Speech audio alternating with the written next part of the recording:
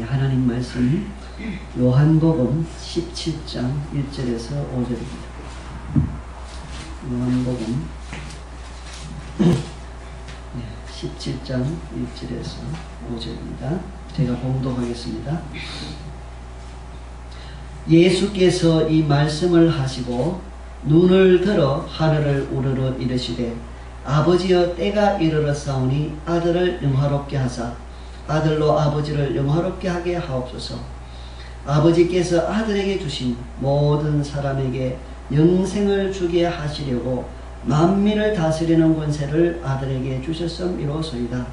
영생은 곧 유일하신 참 하나님과 그가 보내신 자 예수 그리스도를 아는 것이니이다. 아버지께서 내게 하라고 주신 일을 내가 이루어 아버지를 이 세상에서 영화롭게 하였사오니 아버지여 창세전에 내가 아버지와 함께 가졌던 영화로서 지금도 아버지와 함께 나를 영화롭게 하옵소서. 아멘.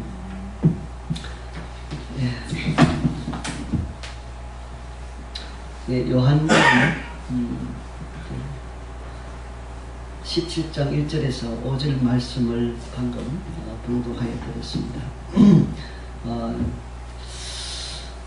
요한복음 17장 1절에서 여기 보면은 우리 주님께서 이 말씀을 하시고 이렇게 소개됩니다. 이 요한복음 17장은 전부 다 예수님의 기도로 구성되어 있습니다. 구성되어 있는데 여기 우리 좁은 공간에 우리가 함께 예배를 드리지 않습니까?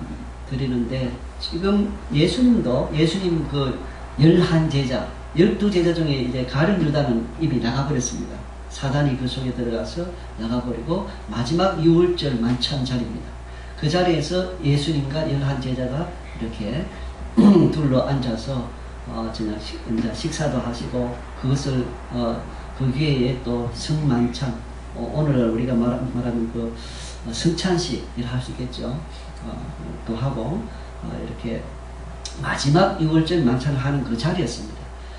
그에 대한 설명이 13장에 나옵니다. 요한복음 13장에 나오는데 그 요한복음 13장부터 계속해서 이제 그 만찬장에서 일을 지금 설명하고 있는데요. 그 만찬장에서 예수님께서는 예수님의 제자들의 발을 막 씻겨주기도 합니다.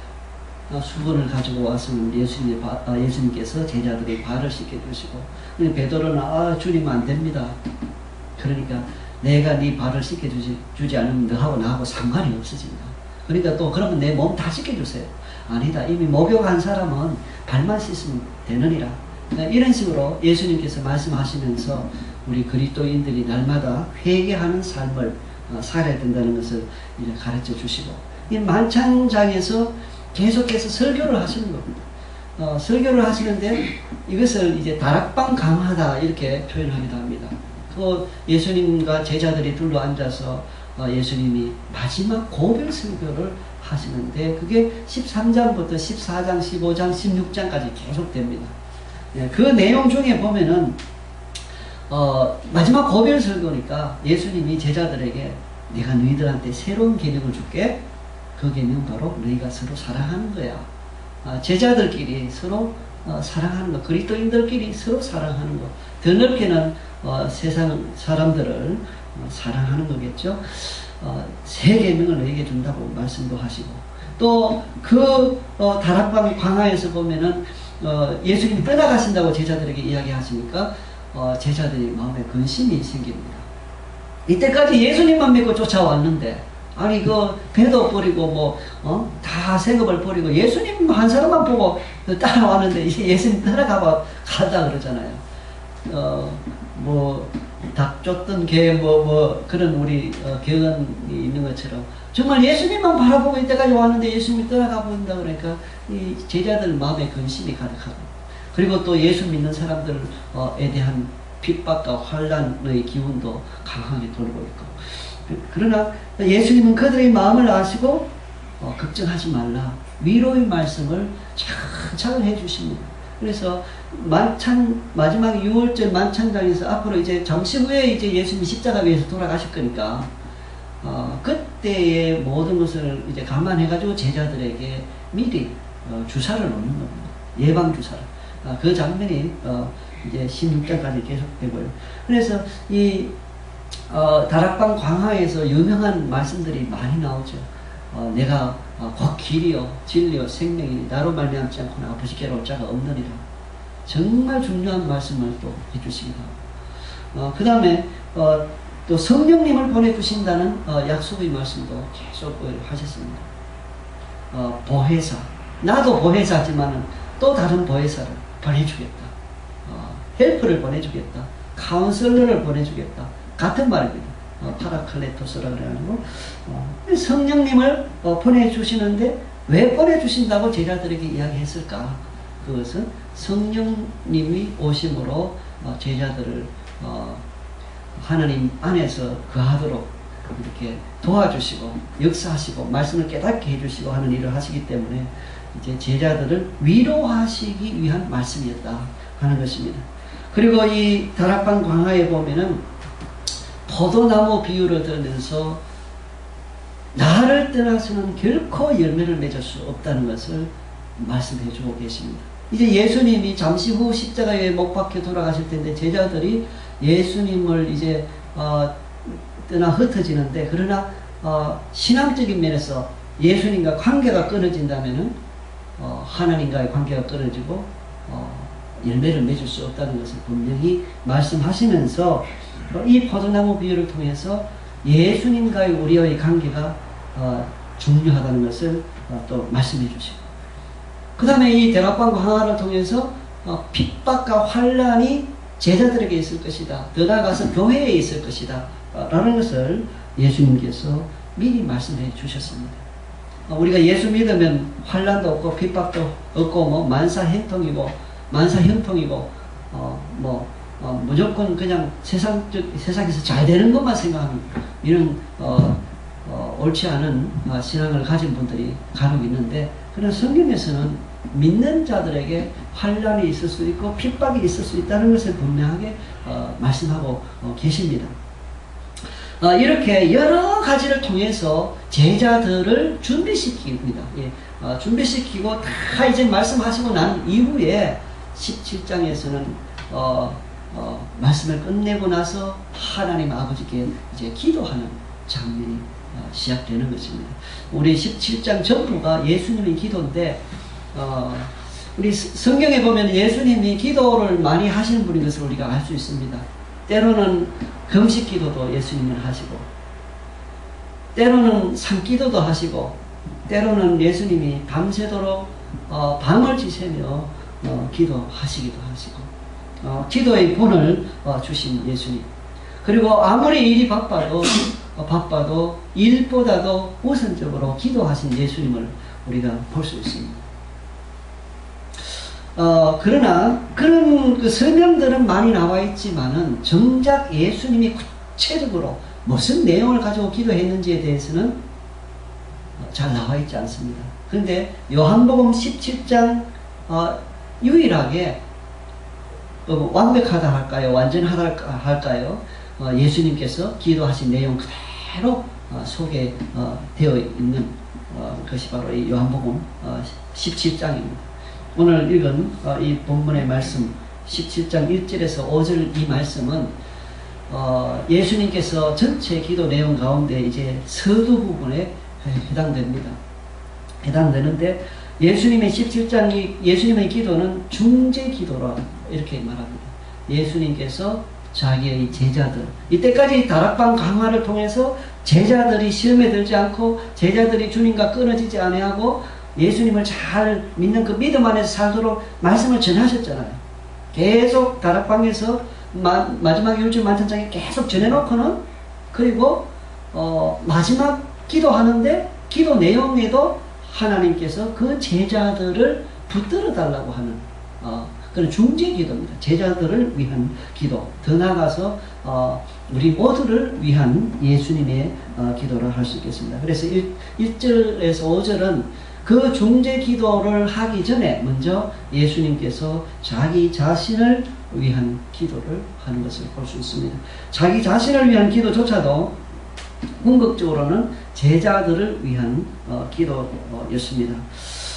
우리 이 말씀에 보면 그래서 여기 17장 1절에 예수께서 이 말씀을 하셨을 때 이 말씀을 하시고는 제가 설명해 드린 바와 같이 바로 요한복음 13장, 14장, 15장, 16장까지 예수님의 다락방 설교 또는 다락방 강화라고 하는데 그걸 다 끝내시고 이 말입니다.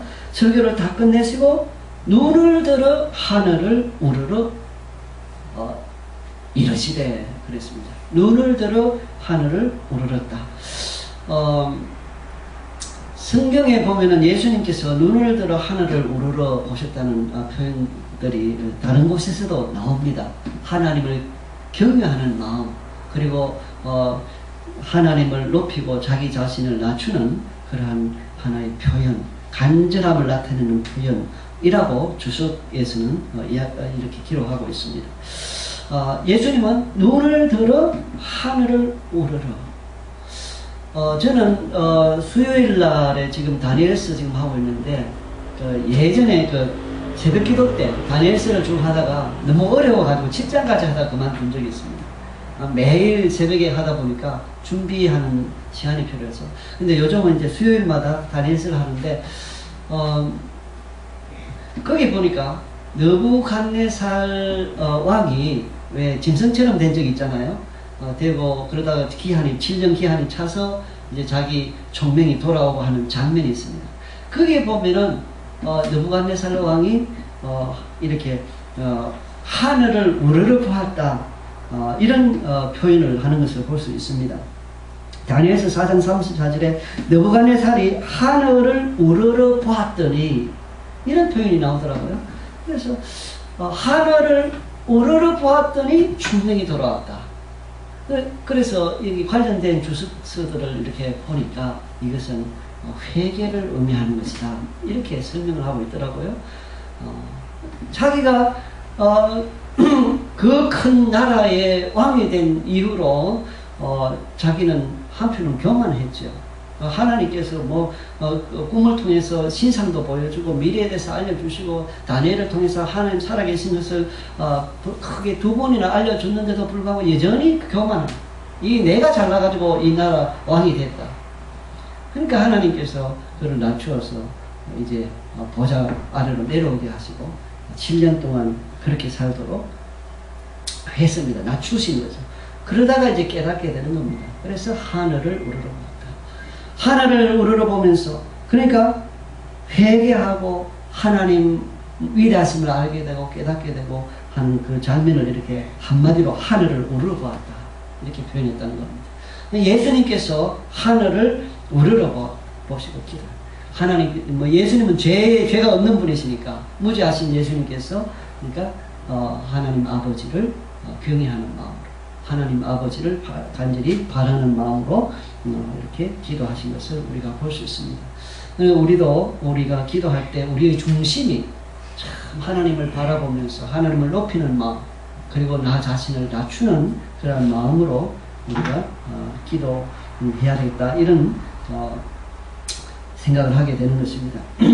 예수께서 하늘을 우러러 기도했다. 이르러 말했다 그러는데 이르렀다. 말했다. 기도라는 것은 하나님 아버지께 우리가 말하는 거죠. 하나님께 대화하는 것이다 이런 표현을 하는데 말하는 것. 내 사정을 아뢰기도 하고 도와달라 그러기도 하고 감사하기도 하고 여러 가지 내용을 담아서 하나님께 말하는 것이라 이렇게 기도를 표현할 수 있겠습니다. 예수님께서는 그 하나님 아버지께 기도한다. 아버지여, 아버지여 때가 이르렀사오니 아버지여. 예수님께서 아버지라고 하는 그 관계를 언급하시면서 기도를 시작하시고 또 그 기도를 응답해 주시기를 바라는 말씀, 내용의 기도를 하는 것을 우리가 볼 수 있습니다. 예수님만 하나님을 아버지라 부르는 것이 아니라 우리들도 하나님을 아버지라고 부르고 있습니다. 왜냐하면 하나님께서 우리를 양자로 삼으셨기 때문에 양자로. 그래서 우리도 하나님을 아버지다 이렇게 부르면서 기도합니다. 로마서 8장 15절에 보면은 너희는 다시 무서워하는 종의 영을 받지 아니하고 양자의 영을 받았으므로 우리가 아빠 아버지라 부르짖느니라. 하나님을 아버지. 이 아버지 우리들 마음속에 아버지가 어떻게 각인되어 있는지는 모르겠습니다. 그래서 성경에서 아버지는 정말 인자하시고 정말 좋으신 분, 그리고 날마다 우리를 보호하시고 필요를 채우시고 은혜로우신 그러한 아버지상을 나타내 보여주고 있습니다. 근데 그 아버지께 그 자상하시고 그러면서도 위엄이 있으시고 그러면서도 늘 우리에게 관심을 가지고 계시는 그 아버지께 아버지의 이름을 부르면서 아버지란 언급을 하면서 예수님은 기도하셨습니다. 우리들도 그 관계, 하나님과의 나의 관계, 정말 나는 하나님을 아버지로 모시고 사는가. 전에 한 번은 전도하는데 하나님 섬기면서 살아야 됩니다. 뭐 이런 식으로 제가 말을 했는가 봐요. 그러니까 아이고 우리 시부모 섬기는 것도 너무 힘든데 하나님까지 어떻게 섬기나 그러더라고요. 그런데 우리 하나님 아버지를 부르면서 하나님을 섬기는 이것은 오히려 하나님이 우리를 도와주시고 은혜 주시고 복 주시는 분이시기 때문에 하나님을 잘 알지 못하는 분들이 가지고 있는 생각과는 전혀 다른 내용이죠. 근데 우리 예수님도 아버지라고 하면서 함께 기도합니다. 전에 어떤 목사님이 설교하시는데 자기는 과하로 자랐다 그러더라고요. 부모가 뭐 어떻게 됐는지 일찍 부모 도움 없이 과하로 자기는 자라서 결국 이제 하나님 은혜 가운데 목사가 됐는데, 근데 하나님을 아버지라 부를 수 있게 되어서 그렇게 좋답니다. 자기는 아버지라고 한마디 부를 수 있는 대상이 없는데, 아버지라는 단어는 세상에 존재하지만 그 단어는 나하고 상관이 없다. 근데 그 하나님을 아버지라고 부를 수 있다는 게 얼마나 좋은지 그 목사님이 그런 말씀을 하시더라고요. 우리 이 아버지 되신 하나님께 예수님이 이렇게 기도하고 계시는 것입니다. 때가 이르렀사오니, 이 때라는 것은 우리 예수님께서는 때를 따라 행하신 분이십니다. 우리 초등학교 끝나고 나면 때가 되어서 중학교 가고 때가 되어서 고등학교 가고 때가 되어서 예배도 시작하고 뭐 때가 있지 않습니까? 예수님께서 우리를 구원하시기 위해서 이 세상에 오시는 것, 그 다음에 모든 것들이 때를 따라 정확한 계획된 예정된 때를 따라 행하시고, 우연히 그냥 마음 내키는 대로 아무 따라 예수님이 일하신 것이 아니고 정확한 계획을 따라 때를 따라. 지금 그런데 이 때가 왔어요. 무슨 때입니까?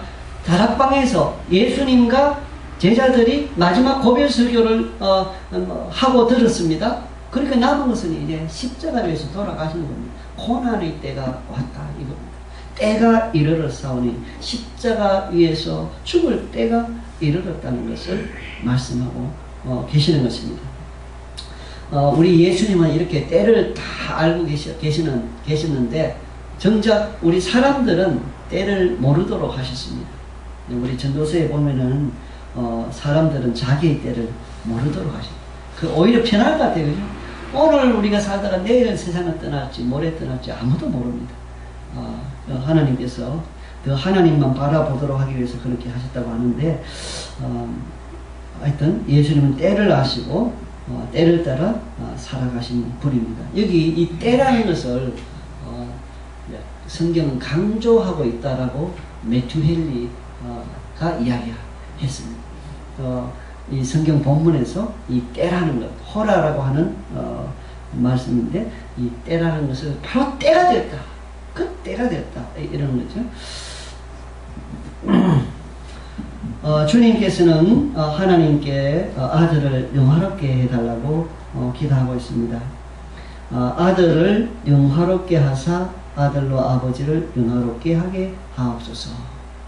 고난 받는데 그냥 내팽개쳐 두지 마시고 하나님께서 함께 하시고 하나님이 나와 함께 하심을 나타내시고 또 저도 하나님께서 저를 향하신 그 계획을 따라서 순종하고 기쁨으로 고난을 감당할 수 있도록 나를 영화롭게 하여 주시옵소서. 그래야 하나님 아버지께 영광이 됩니다. 그래서 이 예수님 중심에도 하나님 아버지의 영광이 있었던 것을 우리가 봅니다. 영광. 우리 인생의 목적이 하나님의 영광. 우리 가장 첫째 되는 그 질문이 인생의 목적이 무엇입니까? 소열 문답에 보면 있습니다. 그게 바로 하나님의 영광이다. 뭐 때문에 공부하죠? 공부 뭐 하려고 하느냐? 뭐 때문에 일을 하죠? 뭐 때문에? 궁극적으로 하나님의 영광을 위한 것이어야 그게 가치가 있다는 겁니다. 우리가 열심히 노동하는 것도 열심히 공부하는 것도 전부 다 하나님의 영광을 위해서. 왜 내가 올바르게 살아야 되지? 하나님의 영광을 위해서. 왜 이것을 하면 안 되지? 이것을 하면 하나님 영광을 가리기 때문에. 오직 우리의 마음은 하나님의 영광을 돌리는데 중심이 있어야 되겠다 하는 것입니다. 예수님도 어떻게 하든지 하나님의 영광을 위해서 라고 하는 그 중심이 있었던 것을 봅니다.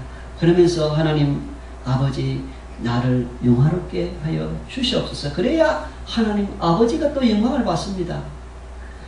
이런 원리가 우리에게도 적용이 되는 것 같습니다. 우리도 이 세상을 삶을 살아갈 때 하나님이 나와 함께 하시고 정말 예수 안 믿는 사람들, 세상이라 그러지 않습니까? 성경에서 세상을 표현할 때 예수 안 믿는 사람들, 불신자들의 불신자들에 대한 그 표현을 세상이라는 표현을 자주 하는데 세상 속에서 하나님이 나와 함께 하시고 하나님이 함께 하심을 나타낼 때에 비로소 하나님께 영광이 되는 것입니다. 그래서 같은 원리로 하나님 오늘도 나와 함께 하시고 내 마음과 생각을 주관하시고 이렇게 해달라고 하는 이러한 기도, 그래서 하나님께 영광을 돌릴 수 있다라고 하는 기도를 할 수 있겠습니다. 아버지께서 아들에게 주신 모든 사람에게 영생을 주게 하시려고 그랬습니다. 아버지께서 아들에게 주신 여기서 선택 교리와 관련된 말씀이 나타나고 있습니다. 이 세상 사람들이 많이 있는데 모든 사람 하나도 빠짐없이 모든 사람들이 다 구원을 얻도록 예정된 것이 아니라는 것입니다. 하나님께서 창세 전에 사람들을 택하셨습니다. 자기의 백성을 택하셨는데 그 택하신 백성들을 위하여서 예수님은 이 땅에 오셨던 것입니다. 우리 마태복음 1장에 보면은 저가 자기 백성을 위해서 오셨다라는 표현을 하는 것을 우리가 볼 수 있습니다. 여기서도 아버지께서 아들에게 주신 모든 사람에게 영생을 주게 하시려고, 이 하나님의 뜻입니다.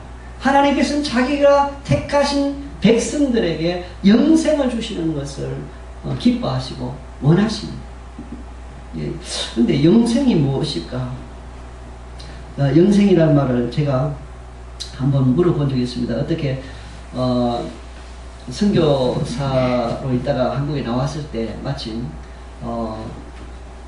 대구 과학대 맞죠? 그게 이제 복지과에 복지학과인데 거기 이제 선교학 개론을 해가지고 한 과목을 넣어놓고 저에게 기회를 거기서 이제 주었습니다. 그래서 제가 한번 이제 강의를 한 적이 있는데 거기에 오는 분들이 보니까 다 교회 다니는 분들이에요.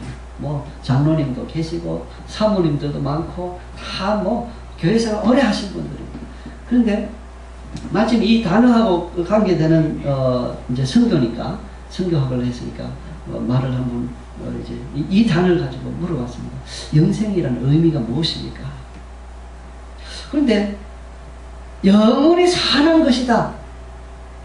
이 정도까지는 뭐 다 알죠. 다 아는데 영생에 대한 그 말을 좀 더 의미 있게 대답을 못하는 건지 안 하시는 건지 참는 건지 제가 듣지를 못했습니다.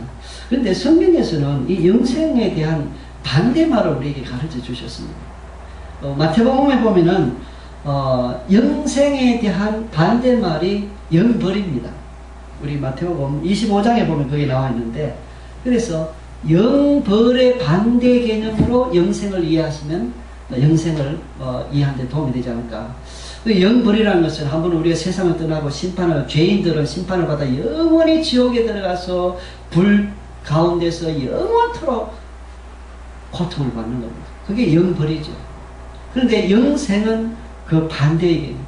영원토록 살아있는데 하나님과 함께하는 풍성한 은혜로운 삶을 질적으로 탁월한 그러한 상태를 포함해서 나타내는 단어입니다. 그러니까 무조건 그냥 영생, 오래도록 뭐 죽지 않고 계속 산다는 이런 차원이 아니라 그런 정도야 뭐 지옥 가도 살고 있는 겁니다. 지금도 예수 안 믿다 세상 떠난 사람들, 지옥 가 있는 사람들 살아있죠.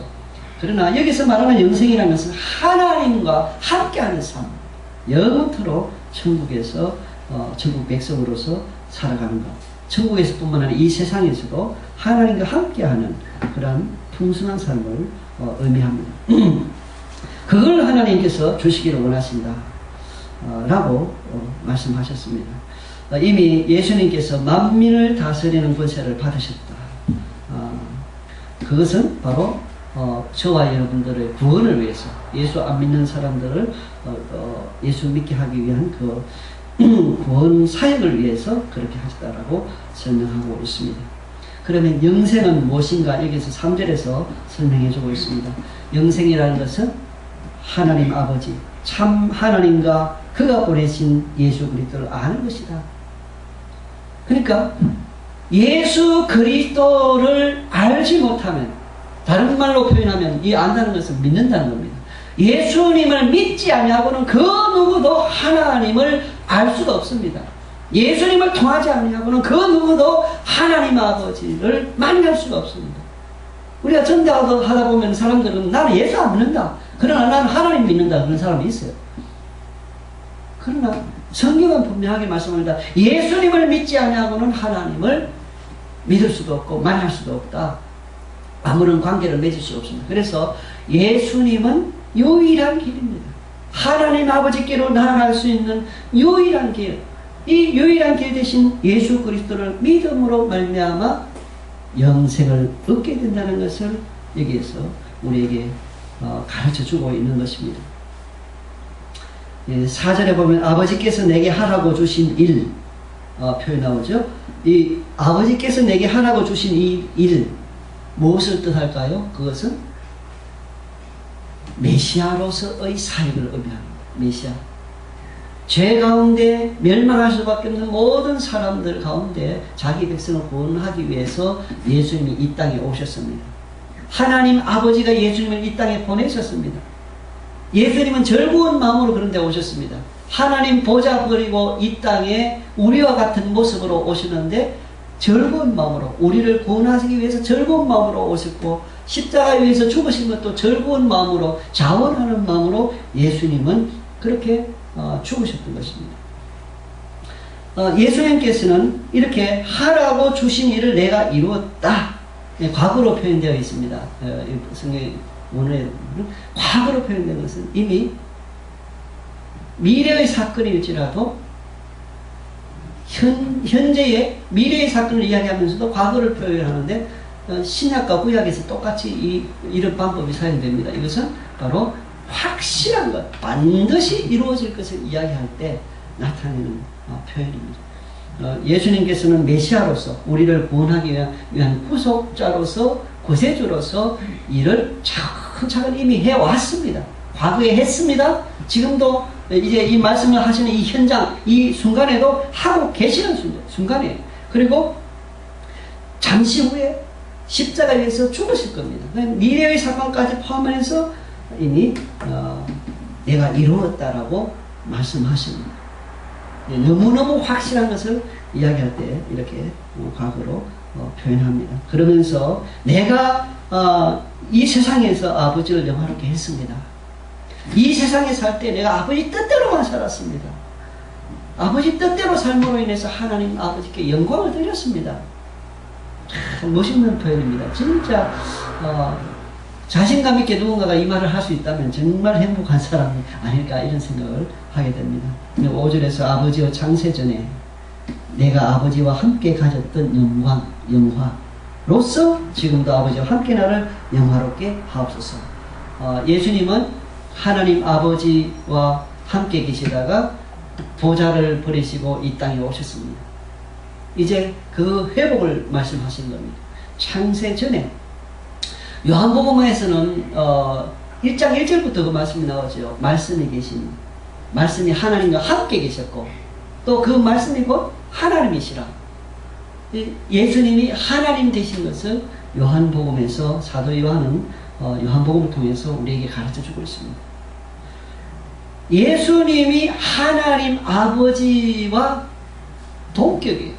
예수님은 낮고 뭐 하나님 아버지는 높고 성령님은 또 낮고 이런 게 아니고 이게 이제 구속 사역, 우리를 구원하기 위한 이 사역 속에서는 하나님 아버지의 역할이 있고 또 예수님의 아들 하나님 독생자로서 이 역할이 있고 뭐 이런 거 있지만 그러나 그 존재적으로 봤을 때 존재로 봤을 때는 하나님 아버지와 예수님과 성령님은 동등하십니다. 하나님으로서 예배와 찬송과 영광을 받으시기에 합당하신 분이신 것을 우리가 알 수 있습니다. 예수님은 그 영화로서 이제 지금도 아버지와 함께 나를 영화롭게 하옵소서 이렇게 기도 먼저 하셨습니다. 이제 이렇게 1절에서 5절까지 먼저 기도하시고 6절부터 마지막까지 저와 여러분들을 위하여 예수님이 기도하는 것을 우리가 볼 수 있습니다. 예, 오늘 이 말씀 통해서 예수님은 기도하시는 분이셨다. 설교를 하시고 말씀을 가르치시고 예수님은 기도로 마치시고 그리고 기도 내용 속에서도 바로 성도들을 위한 기도, 교회를 위한 기도를 하셨던 것을 우리가 살펴보았습니다. 기도하겠습니다.